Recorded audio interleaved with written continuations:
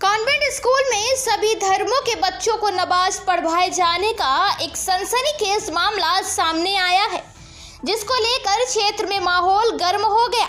गुस्साए लोगों ने एसडीएम को ज्ञापन सौंपकर कार्रवाई की मांग की है। पूरा प्रकरण कन्नौज जिले के छिबरामऊ क्षेत्र का है। छिबरामऊ के दायमगंज सरैया स्थित सिटी चिल्ड्रेंस एकेडमी स्कूल में जुमे की नमाज पढ़ाए जाने के आरोप लगे हैं, जिसको लेकर पिछले 2 दिनों से छिबरामऊ में यह मामला गरमाया हुआ है।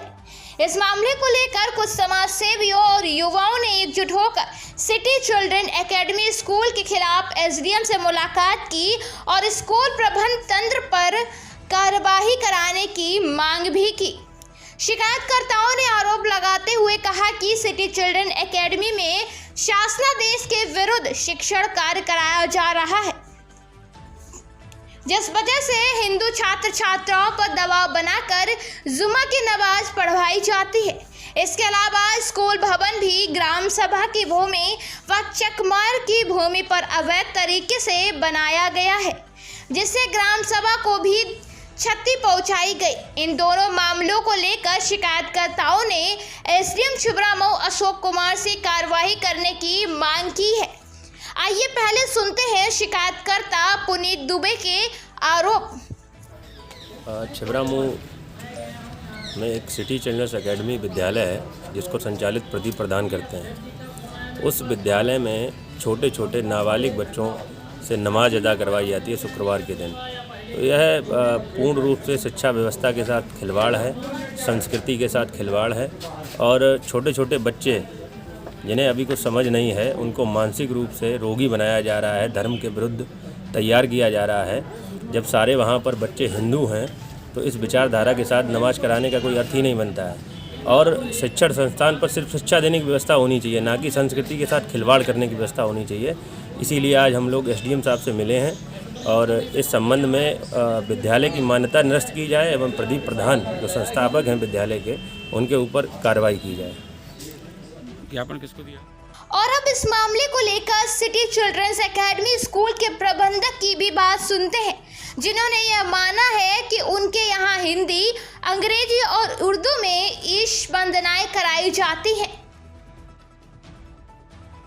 सप्ताह के 6 दिनों में प्रतिदिन विद्यालय में सुबह अलग अलग ईश प्रार्थनाएं होती हैं, अंग्रेजी की, हिंदी की और उर्दू की।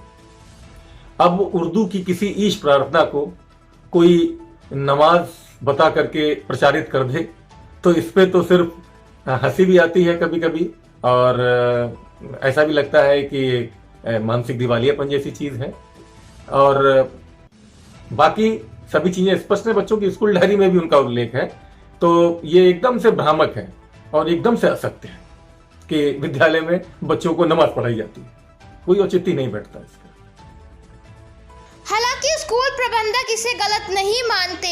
उनका कहना है कि वह सभी धर्मों और मजहब का सम्मान करते हैं, इसलिए सभी धर्मों की ईश वंदनाएं भी स्कूल में करवाते हैं। उर्दू में कराई जाने वाली ईश वंदना को नमाज से नहीं जोड़ना चाहिए और जो लोग ऐसा कर रहे हैं वह स्कूल को बदनाम करने की साजिश से ग्रसित हैं। सुनिए प्रबंधक की बात।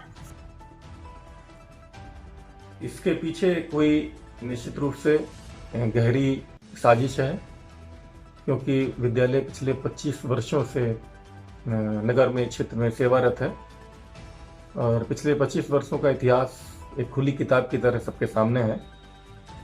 विद्यालय हमारे भारत के संविधान की भावना के अनुरूप सभी धर्मों और सभी जातियों और संप्रदायों के प्रति सम्मान का भाव और समान भाव रखते हुए काम करता है।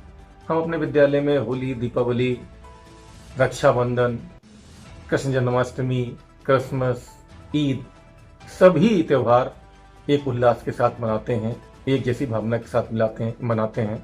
सारे बच्चे मिलकर मनाते हैं और ये लगातार होता आ रहा है।